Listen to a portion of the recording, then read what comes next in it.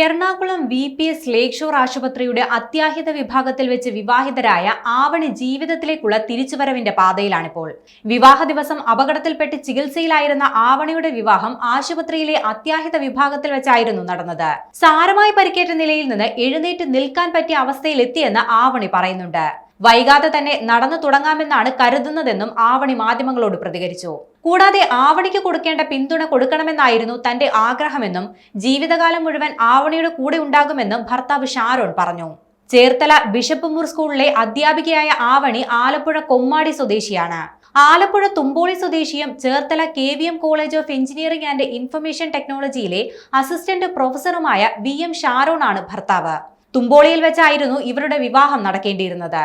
എന്നാൽ പുലർച്ചെ 3 മണിയോടെ മേക്കപ്പിനായി വധു ആവണിയുമായി കുമരകത്തേക്ക് പോയ കാർ വഴിമധ്യേ മരത്തിലിടിച്ചു കയറി അപകടമുണ്ടാവുകയായിരുന്നു.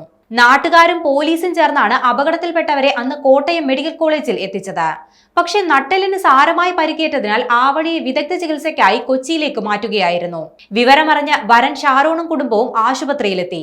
നിശ്ചയിച്ച മുഹൂർത്തത്തിൽ തന്നെ വിവാഹം നടത്തണമെന്ന ഇരു കുടുംബങ്ങളുടെയും ആഗ്രഹം ആശുപത്രി അധികൃതർ അംഗീകരിക്കുകയായിരുന്നു. ആശുപത്രി അധികൃതർ അത്യാഹിത വിഭാഗത്തിൽ വെച്ച് തന്നെ വരന് താലി കെട്ടാനുള്ള സൗകര്യമൊരുക്കി. രോഗിക്ക് ഒരു തരത്തിലുള്ള ബുദ്ധിമുട്ടും ഉണ്ടാക്കാത്ത വിധത്തിലായിരുന്നു അത്യാഹിത വിഭാഗത്തിൽ വെച്ച് വിവാഹം നടന്നത്.